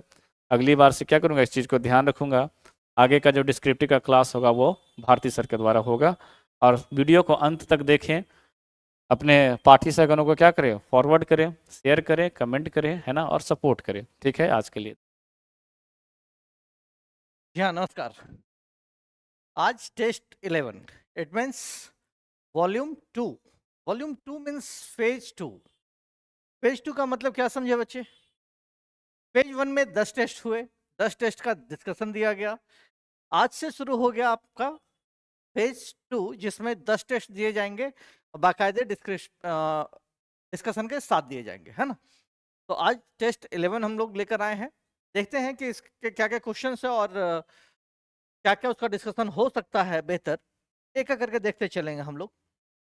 चलिए, सबसे पहले डिस्क्रिप्टिव की बात हो रही है तो इंग्लिश की बात। पहले जितने भी टेस्ट हुए हैं, कुछ टेस्ट के डिस्कशन यूट्यूब पे दे दिए गए हैं पहले ही। सारे टेस्ट के डिस्कशन नहीं दिए गए थे, ठीक है। इस बार लोगों की क्वेरी ये है, बच्चों की क्वेरी ये है कि सर सारा ही टेस्ट दे दिया जाए, ऑनलाइन भी और ऑफलाइन में जो लोग आते हैं उनके लिए भी। तो ऑफलाइन ऑनलाइन वालों के लिए अलग से ये दिया जा रहा है। तो ये आज हम लोग स्टार्ट करने जा रहे हैं इंग्लिश का, है ना? चलिए देखते हैं कि क्या है क्वेश्चंस। सबसे पहले क्या है बच्चे? हाँ, right an essay in about 150 words on any of the following. किसी एक पे 150 वर्ड्स में आपको क्या लिखना है? ऐसे लिखना है। दो टॉपिक दिए गए हैं, first one is unemployment and second one is yoga and it's benefits. चलिए हम लोग एक करके देखते हैं कि क्या हो सकता है। जैसा कि मैंने पहले कहा था कि आपके दिमाग में कंटेंट कहाँ से आए, तो कंटेंट आने के लिए आपको बहुत सारी चीजें पढ़नी पड़ेगी, बहुत सारी चीजें सुननी पड़ेगी। और जब आपके दिमाग में बातें आ जाएं तो उसको सिलसिलेवार तरीके से, है ना, उसको सीक्वेंस में कैसे सजा करके लिखा जाए, वही हमारा ऐसे राइटिंग होता है। राइटिंग स्किल एक बहुत ही बेहतर सा स्किल होता है। अगर आप कुछ नहीं भी लिख पा रहे हैं तो पहले जो टेस्ट का डिस्कशन हुआ है उसको देख लीजिएगा। उसमें थोड़ा सा एक्सप्लेन करके हमने किया है। एक दो तो उसमें ऐसा डिस्क्रिप्टिव हुआ है, ऐसे हुआ जिसमें थोड़ा सा बड़ा किया गया है, ताकि अगर मैं 1000 वर्ड्स में आपको दूं तो आप 100 और 150 वर्ड्स तो आप आसानी से लिख सकते हैं, ठीक है। आज हम लोग बहुत ज़्यादा डिटेल में नहीं जाएंगे, आपको सिर्फ कंटेंट के ऊपर चर्चा करेंगे कि अनएम्प्लॉयमेंट आखिर होता क्या है, उसके अंदर हम लोग क्या क्या हम लोग बातें रख सकते हैं, ठीक है। चलिए चलिए, क्या है अनएम्प्लॉयमेंट, होता क्या है और क्यों है? तो unemployment is a major problem. देखिए, ये अनएम्प्लॉयमेंट इंडिया की बात नहीं कर रही है। अनएम्प्लॉयमेंट सिर्फ एक वर्ड है जिसके ऊपर हमें लिखना है।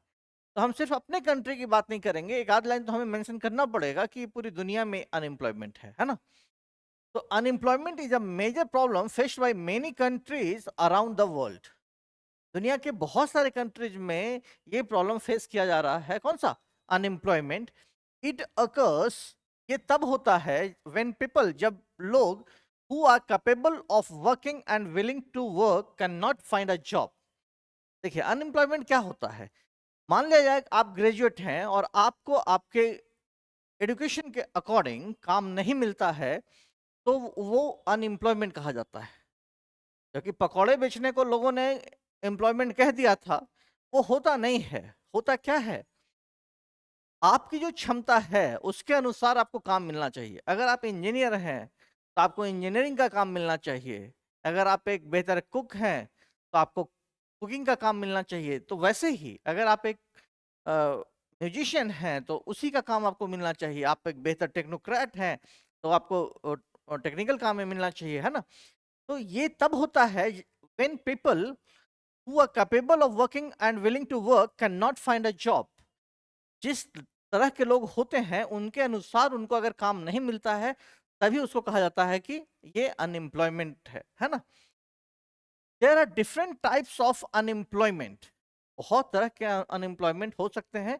पहला हमने कहा है फ्रिक्शनल। पहला क्या कहा? फ्रिक्शनल। सेकंड कह दिया हमने स्ट्रक्चरल, और तीसरा साइक्लिकल। अब ये तीनों क्या क्या आपको हो सकता है ये पहली बार सुनने को मिला है, तो मैं ऐसी बातें लेकर इसलिए आ रहा हूं ना ताकि आप ज्यादा से ज्यादा इसके ऊपर बातें बना करके लिख सकें, ठीक है। तो including frictional, structural and cyclical. Frictional unemployment happens when people are temporarily between jobs. Frictional कब होते हैं? जब आप अपने जॉब में परमानेंट नहीं होते हैं, उसी को कहा जाता है फ्रिक्शनल एम्प्लॉयमेंट।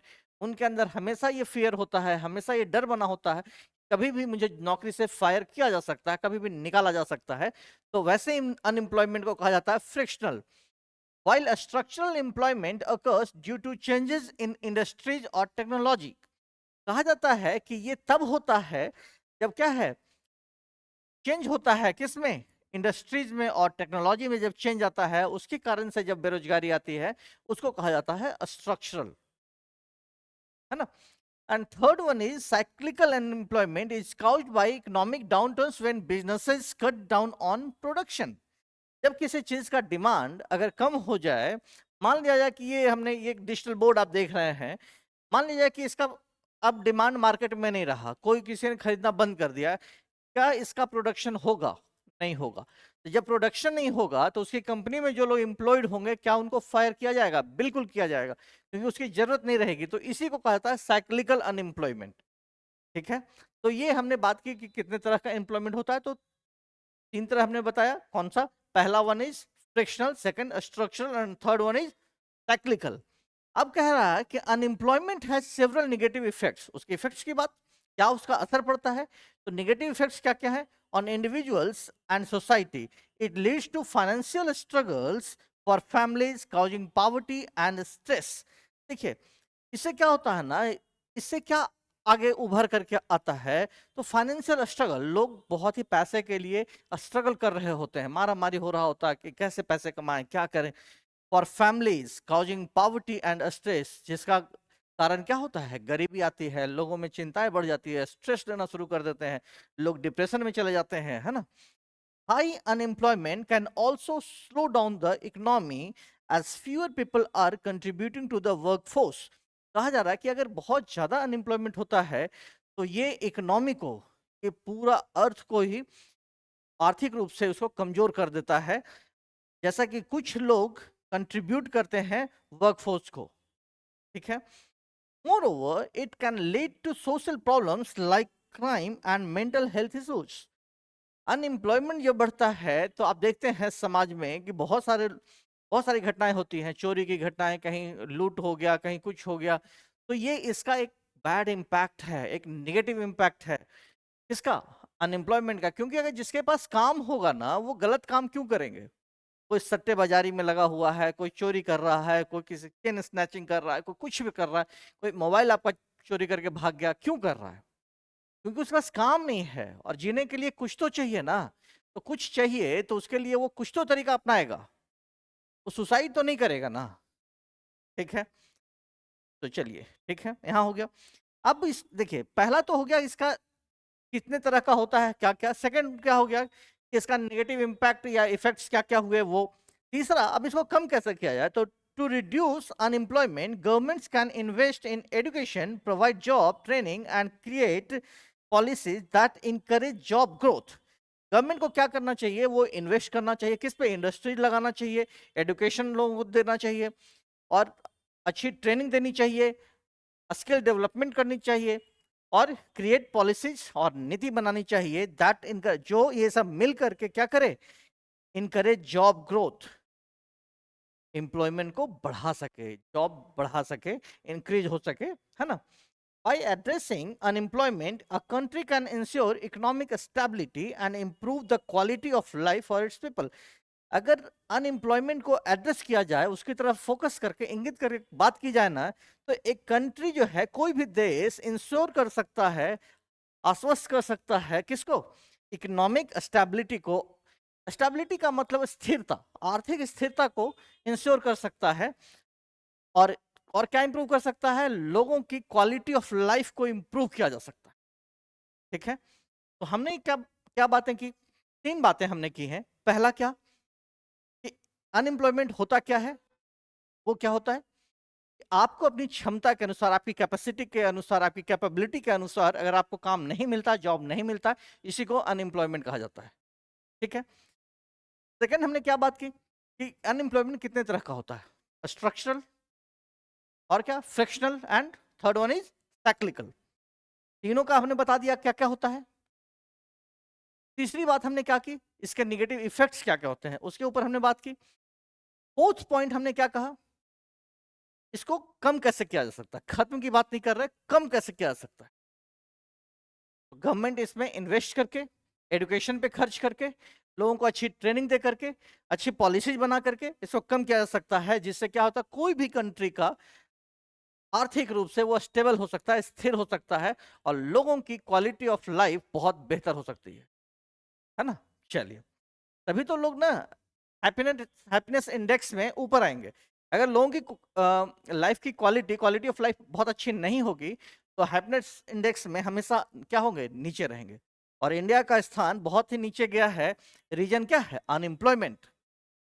ठीक है, चलिए, तो ये सारा कुछ अभी मैंने बाकी जो बातें बताई वो भी आप मेंशन कर सकते हैं, लेकिन आपको यहाँ चाहिए 150 वर्ड्स में अपनी बातों को कंक्लूड करना है ना। चलिए, तो एक ये हो गया। सेकेंड पॉइंट अपना था क्या, yoga and it's benefits. Yoga देख के बाबा रामदेव याद आ रहे हैं? अगर आते भी हैं तो क्या दिक्कत है, आप लिखिए तो सही सारा कुछ। योगा क्या होता है बच्चे? तो yoga is an ancient practice that combines physical postures. Posture क्या होता है? देखिए, गेस्चर और पोस्चर दो चीजें। पोस्चर क्या होता है, आप किस तरीके से चलते हैं, है ना, सारा कुछ कैसा रखते हैं, वही होता है physical postures. Breathing exercises and meditation to improve both physical and mental health. क्या होता है योगा? एक ऐसा प्रैक्टिस जो कि बहुत से एंशिएंट है, जिसमें फिजिकल पोस्चर, ब्रीदिंग एक्सरसाइज और मेडिटेशन शामिल है, जिससे क्या होता है, इंप्रूव फिजिकल और मेंटल हेल्थ दोनों। It originated in India and has become popular worldwide for its numerous benefits. आजकल योगा डे भी मनाते हैं। Practicing yoga regularly can lead to improved flexibility, strength and balance, making it a great form of exercise. Yoga को एक सबसे अव्वल दर्जे का एक्सरसाइज बोला गया है। इससे क्या होता है, आपका फिजिकली आप जितने स्ट्रांग होते हैं उतने ही आप मेंटली भी स्ट्रांग होते हैं। ठीक है, yoga helps increase flexibility by stretching muscles and improving joint mobility. अब योगा में क्या क्या होता है उसके ऊपर हमने थोड़ी बात कर ली। देखिए, आपके अंदर बहुत सारे पॉइंट्स अलग अलग तरह के आ सकते हैं। मैंने ये बातें रखी हैं कि योगा जो है ना वो क्या करता है, आपके अंदर फ्लेक्सिबिलिटी को, बहुत लोग क्या होता है नीचे झुक कर अपना पैर टच नहीं कर पाते हैं, सरफेस को टच नहीं कर पाते हैं, तो एक फ्लेक्सिबिलिटी लाता है, आपके मसल को स्ट्रेच करता है and improve joint mobility. It also strengthens muscles, improving overall body strength.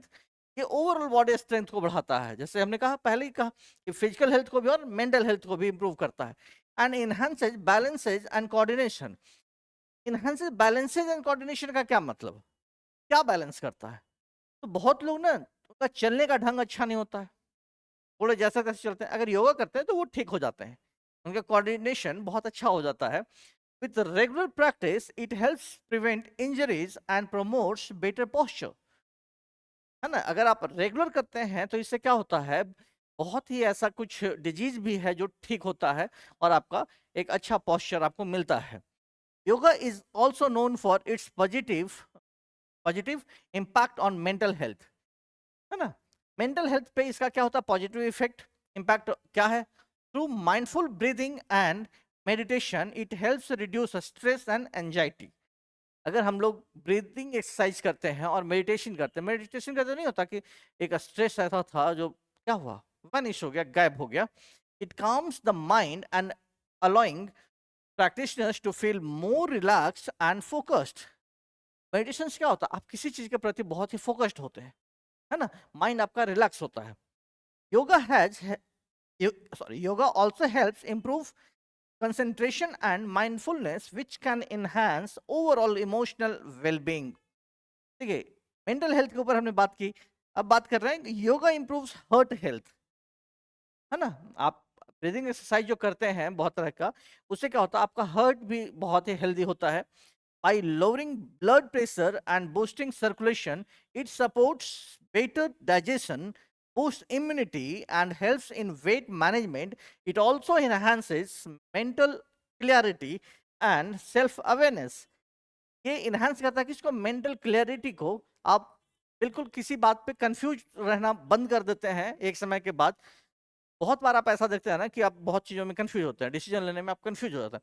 लेकिन अगर आप मेडिटेशन करते हैं, आप एक्सरसाइज करते हैं, योगा करते हैं तो उससे क्या होता है ना, आप बिल्कुल स्ट्रेट फॉरवर्ड हो जाते हैं, आप बहुत से डिसीजन मेकिंग आप हो जाते हैं, बहुत से डिसीजन आराम से आप ले सकते हैं, ठीक है, और आप सेल्फ अवेयरनेस आपके अंदर आ जाता है। Yoga is suitable for people of all ages, yoga कहा जाता है किसके लिए, सभी उम्र के लोगों के लिए, and fitness levels. By incorporating yoga into daily life, individuals can experience better physical health, emotional stability, and a greater sense of overall well-being.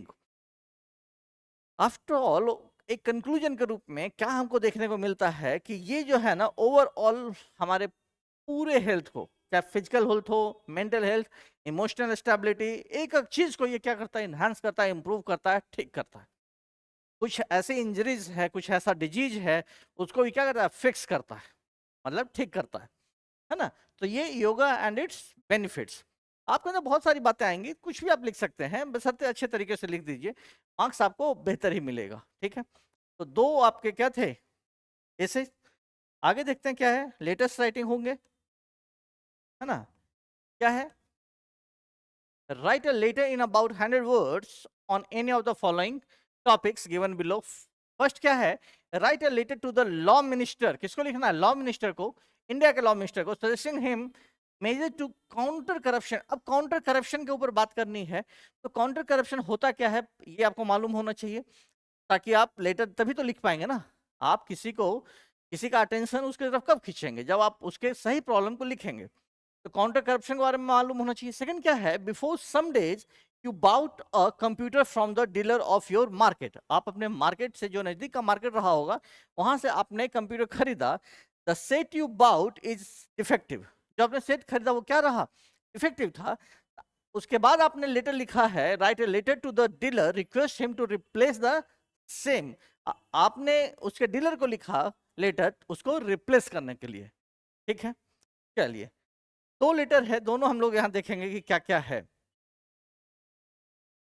ये मैं ऑलरेडी बता चुका हूं कैसे कैसे लिखना है, डेटेड यहां भी दे सकते हैं। मैं ये पहले बहुत बार डिस्कस कर चुका हूं, उसके ऊपर मैं नहीं आऊंगा, मैं सिर्फ कंटेंट के ऊपर बातें करूंगा कि क्या क्या कैसे कैसे लिखना है, ठीक है। सजेशन टू काउंटर करप्शन किसको लिखना था, law minister of India, ministry of law and justice, new Delhi. Sir I would, देखिए मैं पहले बताऊं कि रेस्पेक्टेड सर नहीं लिखना है, वो हमेशा क्या होता है, सुपरफ्लुअस होता है और वो रॉन्ग होता है। इसलिए सीधा या तो सर, या थोड़ा सा अगर इनफॉर्मल में आए तो डियर सर लिखते हैं, ऐसा आप सर लिखा कीजिए, सब में चलेगा। I would like to suggest a few measures to combat corruption. Combat का मतलब क्या, किसी चीज से युद्ध करना, किससे, करप्शन से। तो आपका मैं ध्यान इसकी तरफ आकर्षित करना चाहता हूं ताकि करप्शन से लड़ा जा सके इन इंडिया। फर्स्टली, सबसे पहले, establishing a special court to expedite corruption cases will help ensure timely justice। सबसे पहले तो एक स्पेशल कोर्ट बनाया जाए जिससे कि एक टाइम पे लोगों को न्याय मिल सके। सेकेंडली, दूसरा क्या कि promoting transparency through digital platforms in government process can minimise bribery. इसको क्या करें, डिजिटलाइज किया जाए ताकि ट्रांसपेरेंसी बढ़े। जैसे आपने देखा होगा बहुत सारे आजकल कोर्ट रूम से उसका वीडियो फुटेज आपको यूट्यूब पे देखने को मिलता है, तो वो क्या किया जा रहा है, उसको ट्रांसपेरेंट करने की कोशिश है, उसको डिजिटलाइज किया जा रहा है, कहाँ क्या चल रहा है, कितने दिनों से हियरिंग हो रही है, आपके केसेज कहाँ पेंडिंग हैं, कहाँ रुके हुए हैं, सारा कुछ धीरे धीरे एक एक चीज करके, ताकि ब्राइबरी यहाँ से बंद हो सके, रिश्वतखोरी जो है वो बंद हो सके। काउंटर करप्शन का मतलब वही है, ब्राइबरी, है ना। किसी काम के लिए आप जाते हैं तो वहां क्या, करप्शन करने के लिए लोग बैठे होते हैं, वो आपसे उम्मीद करते हैं कि हमें कुछ मिलेगा ब्राइब और मैं इसका काम तभी आगे फॉरवर्ड करूंगा और तभी इसका काम हो पाएगा, है ना। तो उसी को बंद करने के लिए पहली बात क्या, एक स्पेशल कोड बनाया जाए। दूसरा कि जो भी हो रहा है उसको प्रमोट किया जाए ट्रांसपेरेंसी की तरफ, मतलब ट्रांसपेरेंट हो सके, है ना।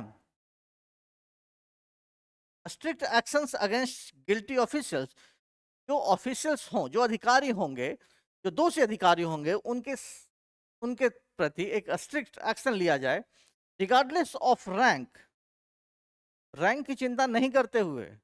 जबकि लोकपाल बिल जो आया था उसमें क्या था कि जो जितने बड़े अधिकारी होंगे, मान लिया जाए कि एक कांस्टेबल है और एक एसआई है और दोनों की संलिप्तता किसी एक करप्शन में है, तो बड़ी सजा किसे होगी? जो ऊपर दर्जे का अधिकारी है उसके ऊपर, है ना? तो यहाँ भी बात वही की जा रही है कि strict action against guilty officials, जो भी ऑफिशियल्स, जो अधिकारी गिल्टी पाए जाएंगे, दोषी पाए जाएंगे, उनके प्रति क्या स्ट्रिक्ट एक्शन लिया जाए, रिगार्डलेस ऑफ रैंक, उनके रैंक को ध्यान में न रखते हुए शुड बी टेकन, लेना चाहिए। Lastly, public awareness campaign should be launched to promote ethical practices and discourage corruption। क्या करना चाहिए कि पब्लिक को अवेयर करने की जरूरत है। अधिकांश जगह करप्शन क्यों होता है? पब्लिक को मालूम ही नहीं होता है कि यहाँ काम कैसे होना है। वो सीधा क्या करते हैं, किसी एक को पकड़ते हैं ताकि मेरा काम वही कर दे। तो पब्लिक को तो जागरूक करने की जरूरत पड़ेगी, क्योंकि आपको खुद से जाकर के अपना काम कराना है और वो जल्दी में होता है। बहुत जरूरी स्टेप है ये कि पब्लिक को अवेयर करने के लिए कैंपेन चला जाए, ठीक है। उसके बाद आई hope this measures will be considered for a corruption free India, है ना। Thank you. आप अपना सैल्यूटेशन इधर दे सकते हैं, कोई दिक्कत? और ये योश होगा, योश सिंसियरली अपना नाम दे दीजिए। एग्जामिनेशन हॉल से दे रहे हैं तो XYZ वगैरह कुछ भी लिखिए, है ना। मैंने इसके ऊपर बात की है पहले, तो ये आपको अच्छे से लिखना होगा। 3 से 4 लाइन में। आप 100 वर्ड्स हैं, बहुत ज़्यादा नहीं होता है। 100 वर्ड्स में काउंट सारे ही हो जाते हैं, तो ये जितना छोटा लिखेंगे उतना बेहतर होगा, ठीक है। चलिए नेक्स्ट।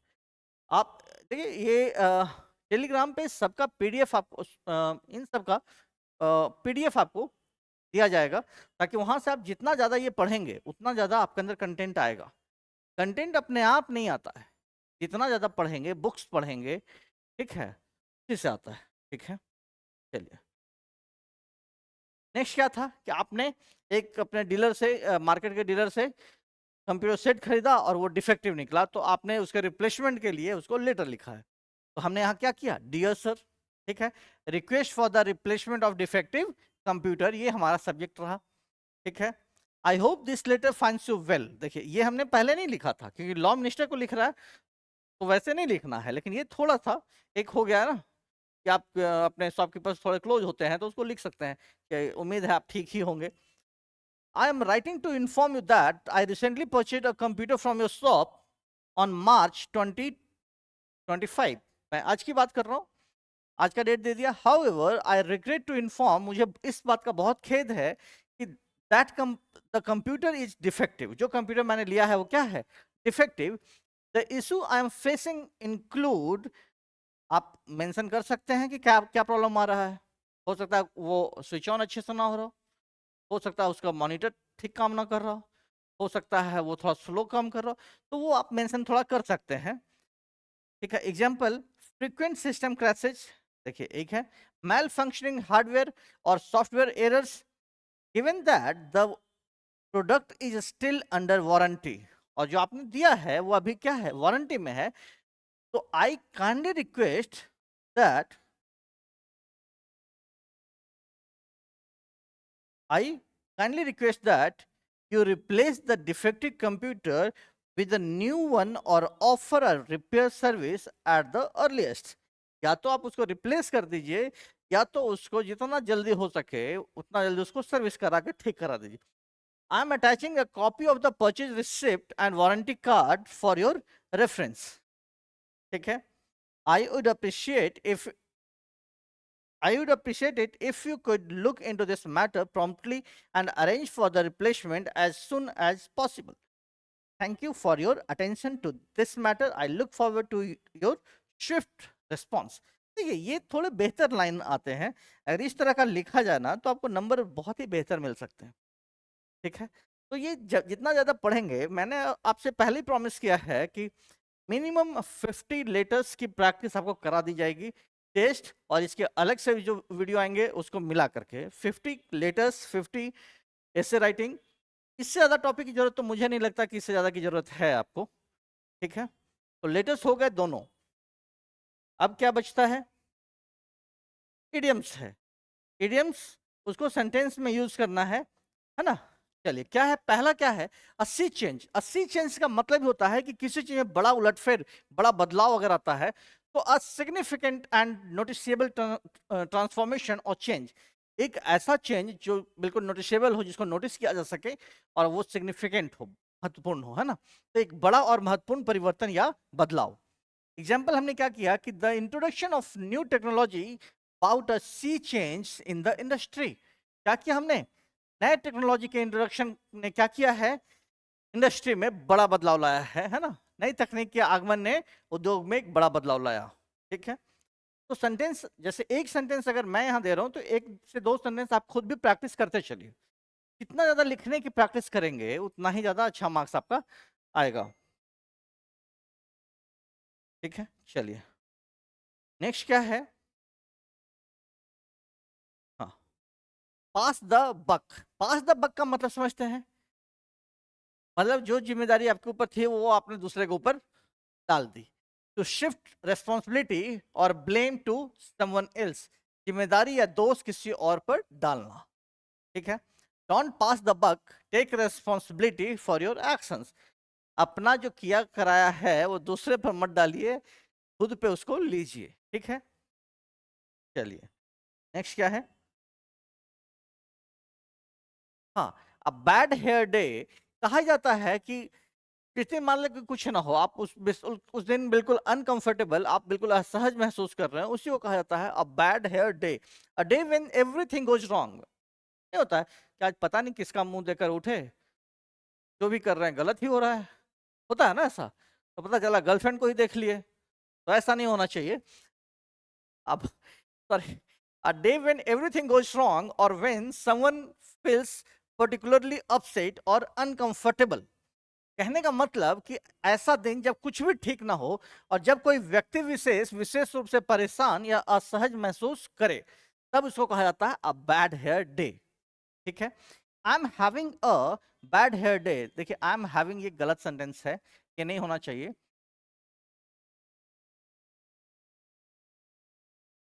ठीक है। हैविंग से अच्छा कीजिए I M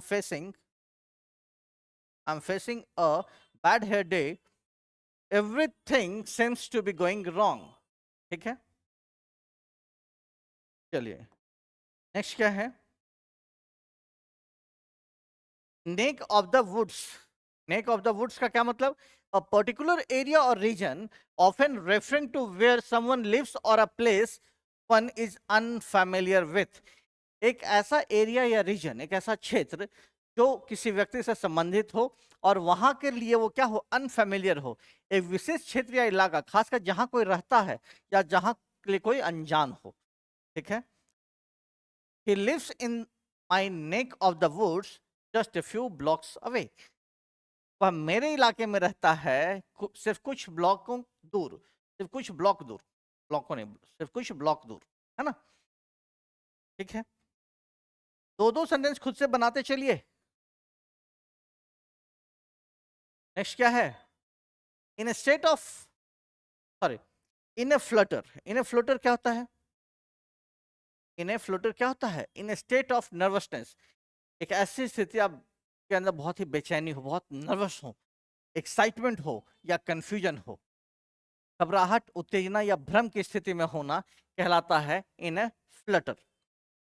She was in a flutter before her big exam.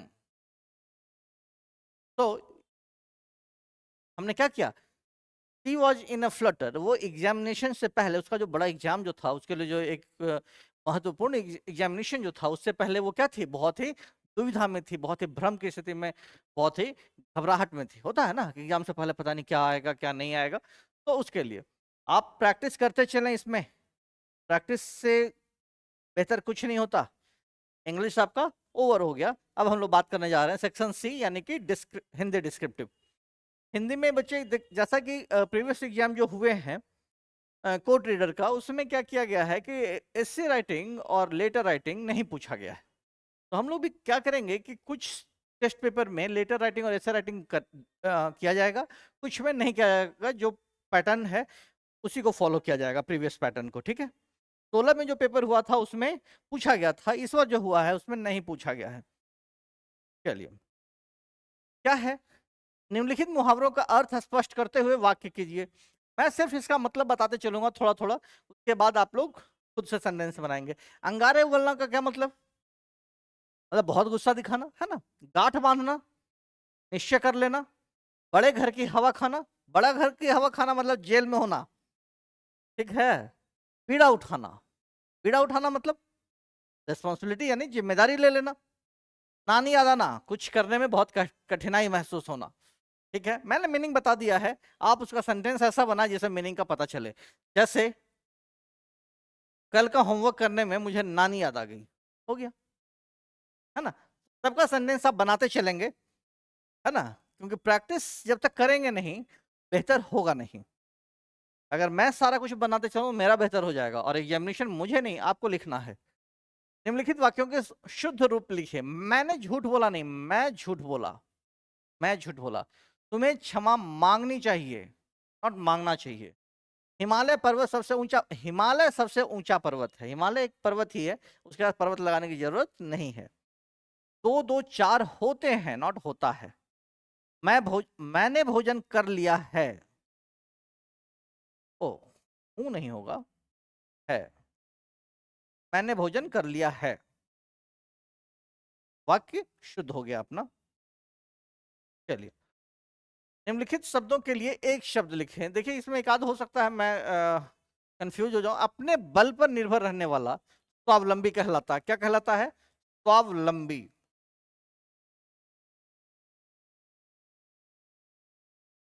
ठीक है। ईश्वर पर विश्वास न करने वाला नास्तिक, नास्तिक। कम खर्च करने वाला मितव्ययी। किसी भी बात को जानने की इच्छा रखने वाला जिज्ञासु। क्या कहलाता है? जिज्ञासु। जो पुत्र गोद लिया हुआ हो उसको क्या कहते हैं? दत्तक पुत्र। क्या कहते हैं? दत्तक पुत्र। ठीक है, चलिए आगे देखते हैं क्या है। हाँ, अनिवार्य, इसका विलोम लिखना है। अनिवार्य का क्या होता है? अनिवार्य होता है मैंडेटरी, उसके लिए क्या? ऑप्शनल, यानी कि ऐच्छिक। हम लोग कह सकते हैं क्या? ऐच्छिक। अनुग्रह, इसका विलोम विग्रह। चलिए समानार्थी, इट मीन्स की पर्यायवाची। बहुत ही आसान है। आकाश का क्या होता है? गगन, क्षितिज, है ना। घोड़ा का अश्व, जंगल, वन। जो आसान क्वेश्चन है उसको खुद थोड़ा किया कीजिए, 5 सेकंड तो लगेगा ये सब करने में। आज के क्वेश्चंस, हाँ, डिस्क्रिप्टिव खत्म हो गए। अब ऑब्जेक्टिव के लिए राहुल सर आने वाले हैं, तो उनका आप थोड़ा सा वेट करेंगे, 2 मिनट, 2 मिनट में सर आ जाएंगे। Thank you.